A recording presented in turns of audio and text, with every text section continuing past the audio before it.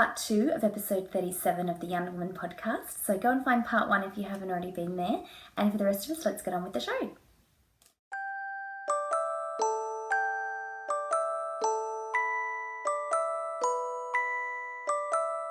Of our stripy shawls count, that is still going on until the end of March, March 31st, 2016. We've got some great finished objects in the thread there, as well as lots happening in the chatter thread. So do come along and join in. As long as your striped project was cast on from the 1st of January 2016, it's eligible, and it must be where the stripes are created by you changing the yarn, so as opposed to a self-striping yarn or a self-gradiating yarn, something like that. We've got some great prizes, one you've seen before, but is so beautiful. Cyborg's Craft Room in the Graveyard Shift colourway in her software base. Beautiful, beautiful. We have 2 collections of the Highlands Peak shawl by the lovely Mina of the Knitting Expat podcast. Thank you, Mina. That in itself is a stripy shawl pattern, so if you don't want to wait to see if you win that and you want to pick a stripy pattern now, that's a really good one I'd recommend going and checking out. We also have some lovely yarn that was donated to us by Space Frog Yarns that I don't have here because she will send it directly to the winner. And that's a lovely self-striping yarn that is black and rainbow stripe going through in a sock base.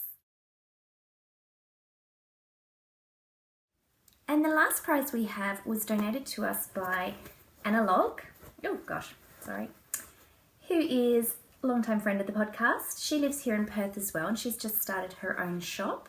She will have a discount code for us, but I don't have it yet, so keep an eye on the thread in the YarnderWoman podcast Ravelry group, where please come and join us and become a member if you haven't already. And you must be a member to enter the knit-alongs, actually. I have a thread there for discount codes that are on offer, so Anna is going to send us one for her bags, and this one that she's made is a box bag. Sorry, I've had it folded up. A box bag, and it's made of upcycled denim jeans, which I think is just great because it gives it a really sturdy fabric, but it's fabulous because upcycling is also good for the environment, obviously.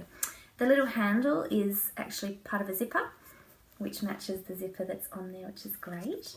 So yeah, check out the discount thread, as I said, for this one. We also have a discount code for Space Frog Yarns, which is YarnderWoman16. We'll get you 16% off any order until the end of February, so go and have a look to get some shopping done.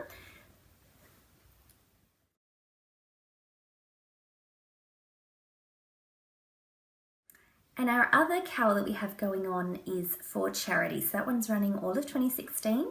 There's just one thread for that one. You can chat, post pictures of your works in progress, your finished objects, whatever. It all goes in the one thread, and I will draw winners from that one quarterly.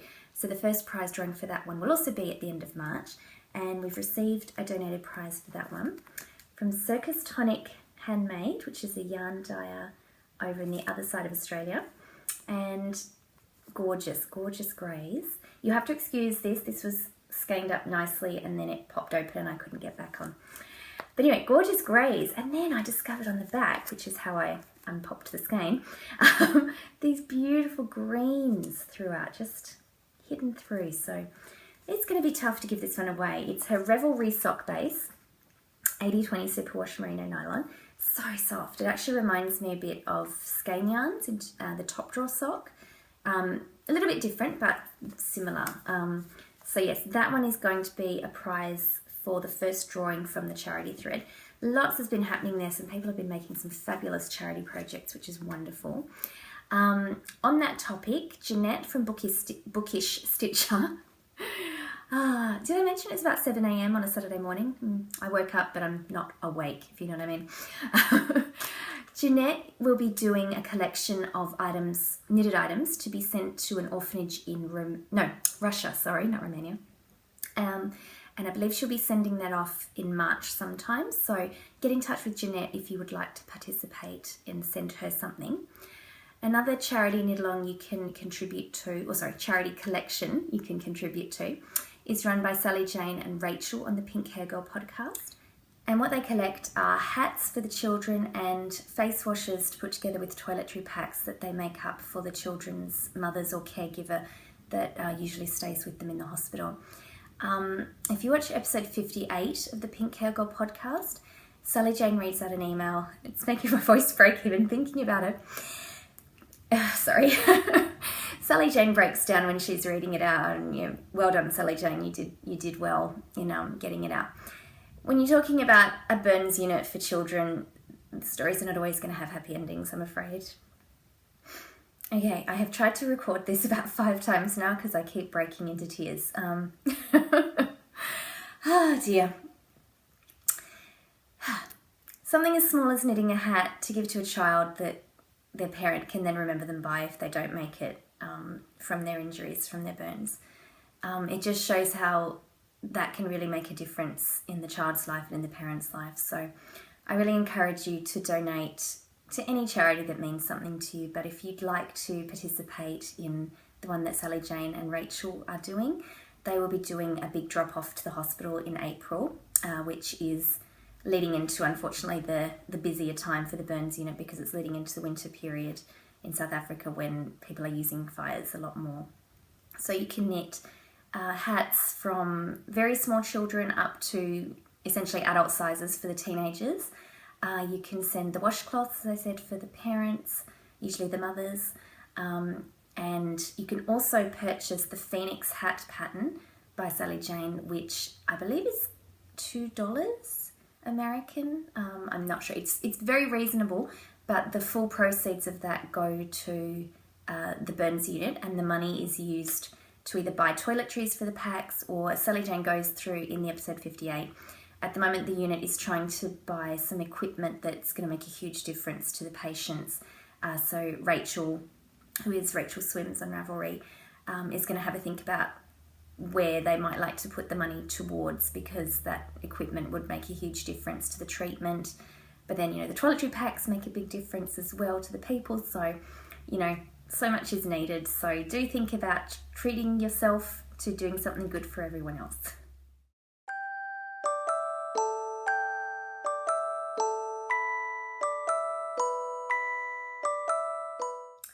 For acquisitions, I have been very, very spoilt by many people, and I am so very grateful for their friendship and their giving natures. First off, the lovely Mina from Knitting Expat. As I mentioned in the Cal prizes, she donated 2 copies of her Highland Peaks shawl collection. There's a worsted weight and a fingering weight. And she also very kindly gave a copy of the patterns to me as well, so thank you, Mina. I have also been lucky enough to be spoiled by Christy, who is Chris Loves Wool of the Inner Snip podcast. And she has given me a copy of her new pattern, which is the Transit Cap and Cowl, and they're very lovely, and I'm planning to cast those on soon. I want to get things prepared for winter, particularly as I mentioned last time, I'll be shaving my head to raise money for cancer research. That will be in about 2 or 3 weeks' time, so it's coming soon. And I am recognising that it's going to be so lovely in the current hot weather, but I'm going to need some warmth come autumn, winter. So those will be very good. So thank you very much, Christy. Actually, speaking of Inner Snit, in case you're not aware, that used to be hosted by both Christy and Sarah, who's Mrs. Shu. Due to their scheduling conflicts, they've had to unfortunately say they can no longer podcast together. They might visit every so often. But Christy's continuing with Inner Snit in video format, and Sarah has started a new audio podcast called Cultivate and Create, so check that out.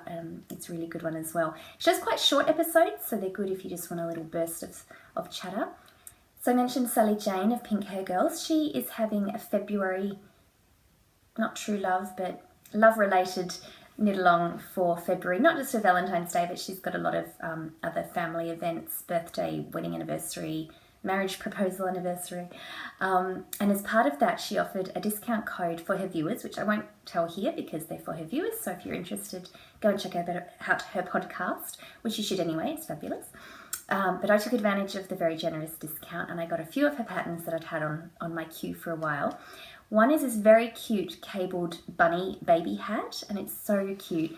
And I have a few friends who have recently announced they're expecting, so I think I'll be knitting up one of those for someone. I also got a gorgeous mug cozy pattern, which again I might be giving as a gift to one of the expectant mums. I think that'd be something nice to treat herself with. And I also got a shawl pattern called My Son's Hero, and that this shawl was like her superhero cape, which, bit being a comic book and superhero fan, I quite liked, as well as loving the design, so that's another great one. I was very lucky to see a discount code for Give Me a Crown, Etsy shop, also a podcast of the same name from Nina. And this, I haven't thought of crinkling. Hope you like it as much as I do.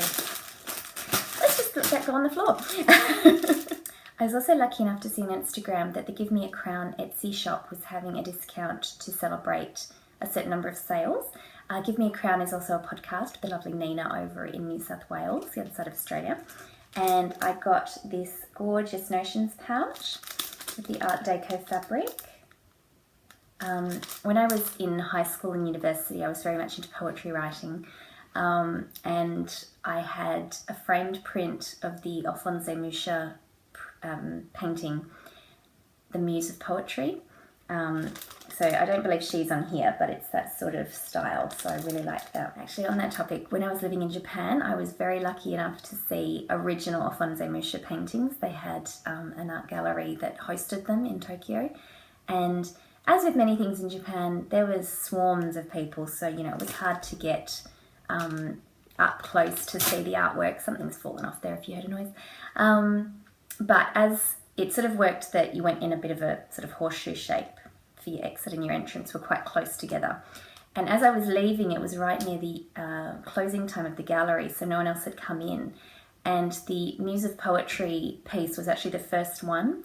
And so as I walked out, I saw it on the wall opposite me, so I just sort of ran over and I got to be there, the only one looking at it right up close. It was amazing. So, so good. To see a picture that you've had on your wall since you were a teenager. So at that time, I would have had the print for about 10 years. It was just breathtaking. So I do like to see some good art. We do have a great art gallery here in WA, but being in Australia, being a newer country in terms of colonisation, obviously our Indigenous people are the longest living culture in the world, been here for 40,000 plus years. But in terms of things that would go in an art gallery, we do have an Indigenous exhibit, but painting-wise, we don't hold a lot of very old pictures, or pieces rather. So it's great when we have visiting exhibits that come here, but being overseas, there was more opportunity for that. And I also saw real Frida Kahlo paintings when I lived in Japan. Anyway, on to the rest of my acquisitions.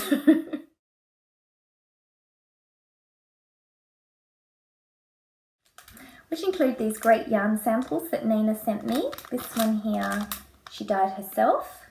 So I'm looking forward to using those. Maybe a Bed of Happiness or something like that, I think would be good. I also received some yarn from the lovely NH Knits Claire, NH Knits audio podcast, which is fabulous. I haven't taken them out yet, but you can see she sent me lots of lovely silvers and reds and purples. Perfect for my Cozy Memories blanket, thank you Claire. And somewhere in there it's gone, an NH Knits little badge, very cute. I also got some yarn from Hannah of Circus Tonic Yarns, who's donated us that gorgeous magpie colourway, which we'll use for the charity knit along prize. And she sent me a whole heap of these minis. Oh, one's gone. In all my colours. Again, I had trouble rescanning that, so just ignore it. So yes, I'm looking forward to that because I'm so engaged with my Cozy Memories blanket now. It's great fun to get some more yarns. I then got some very lovely surprise presents. This one was just unbelievable. Earlier I showed the Batman bag that Yvonne, who is Ganesh, had made just for me. She knit this just for me. It's stunning. She said when she was knitting it, she just saw the red and thought of me. I'm glad I've indoctrinated everyone into that. I'm completely joking. I do not expect anyone to send me red things, but it is lovely, lovely when they do. This hat, and she made me this bag, which is gorgeous. Again, just so me, the red and the Japanese. Beautiful. It's got black and white stripes inside. Lovely little sock bag. Thank you so much, Yvonne. So, so lovely. And another big present thank you I have just came yesterday. It came with this awesome Pantone card and this stunning red yarn. This was from Julia, 9crafty11, who made the bag that I had used for my doodler. And the yarn is by Miss Click Clack. So her hashtag is I always want more Miss Click Clack. And that's the tag there. So it's the Darling Road DK base and the colourway is Copycat. It's beautiful red and black. And Julia sent that to me very sneakily for Valentine's Day. So thank you, Julia. And I definitely think I'm going to use this for a hat. I had already thought about that, but then in messaging with Julia, she said she's made a hat with this base. And I've been thinking, I think it might have even been Julia that mentioned this, apologies if I've got it wrong, on the thread there was talk about doing a hat knit along perhaps in April, and I think that'd be really good because, as I said, I'm going to be wanting some hats when I've shaved my head and the weather gets cool, so this one will definitely be one. So it'll be a great opportunity, I think, to do some quicker term projects, either for yourself or a gift, or it'd be great to get some charity hat knitting done. You could do preemie hats, there won't be any specification of sizes, and I'll get more details when we get closer to the time. But yeah, have a think about that. That's definitely something that's coming up.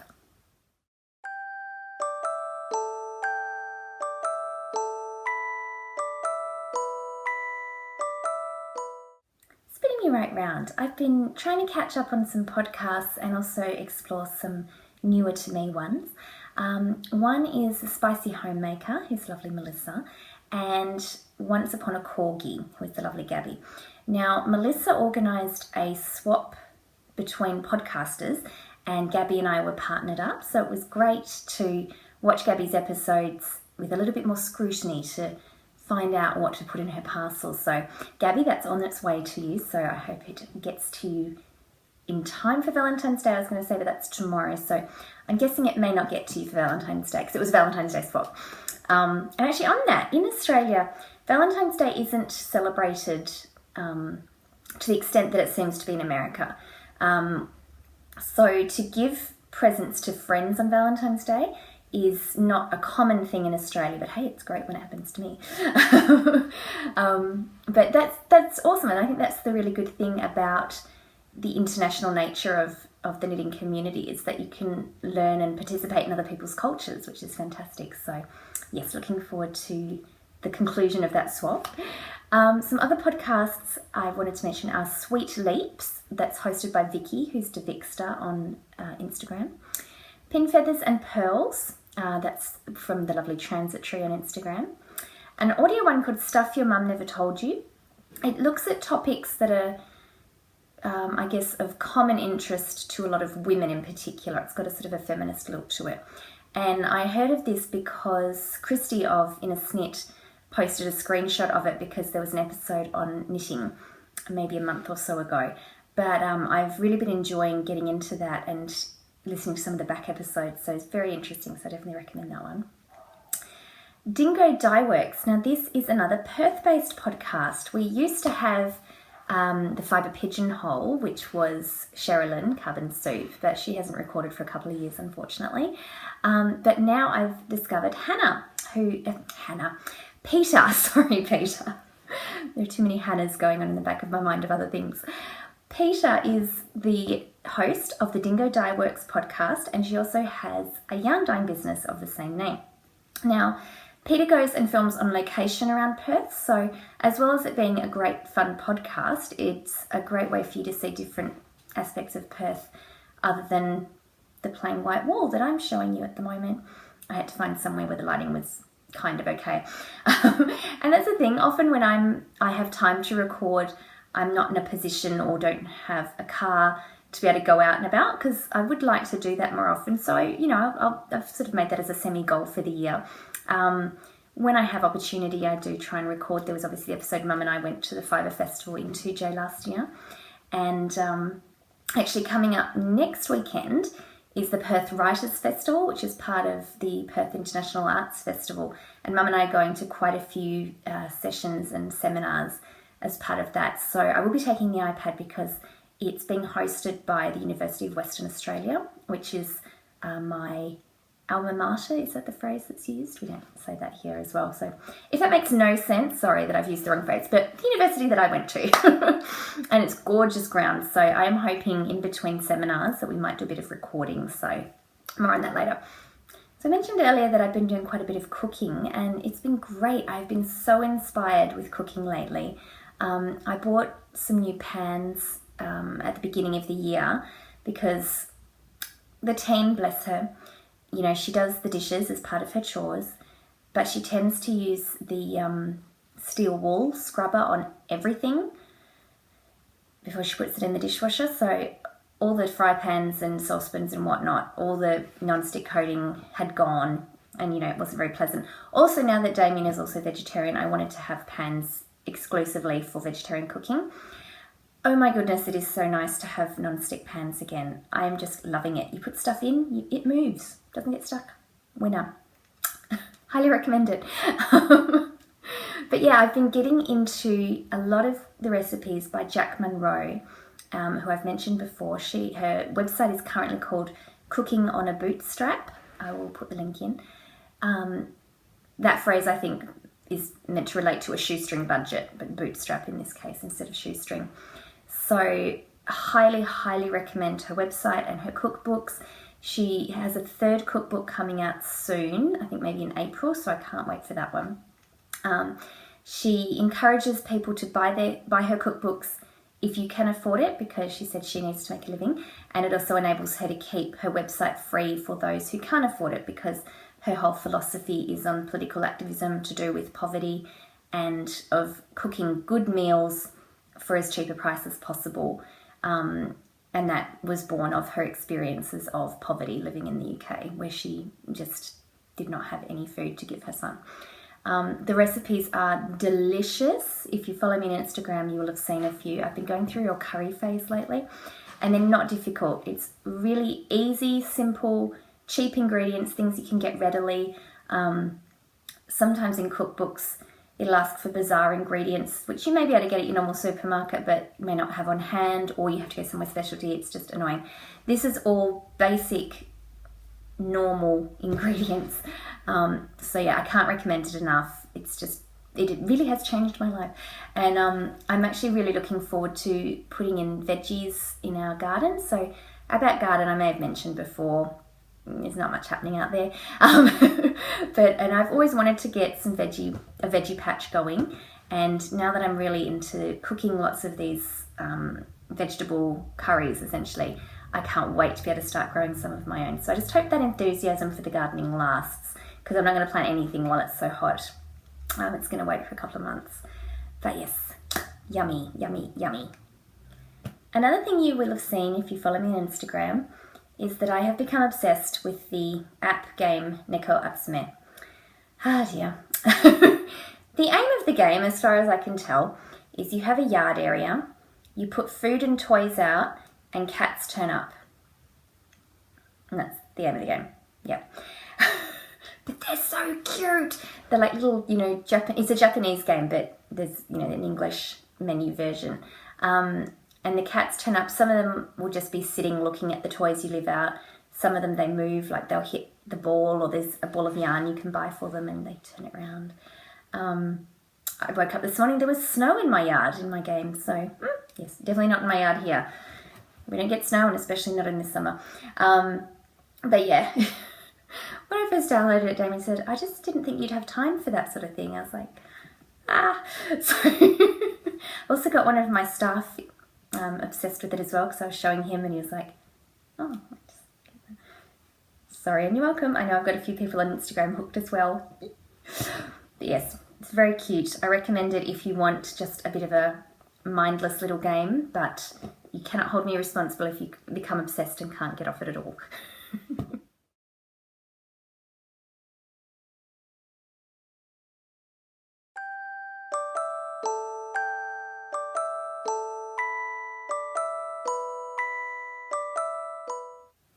I'm going to go and have some breakfast now and then get ready. I'm going out to see a film recorded version of a stage production of Jane Eyre, which I didn't even know had been made into a stage production, but it's a fantastic book by Charlotte Bronte, and I first read it or listened to it only last year or the year before on the Craftlit podcast, the audio podcast of classic literature. Highly, highly recommend listening to that, as well as the text being brilliant. Heather Ordover's commentary on it is, as always, just out of this world. So I'm going with my cousin, who also first read it / heard it from Craft Lit.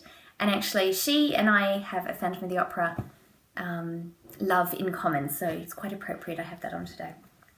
So I will sign off for now. Thank you very much for joining me. I'm sorry, as I said, that I was away for a while.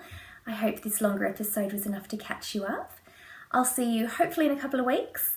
Until then, stay happy and happy crafting. Bye.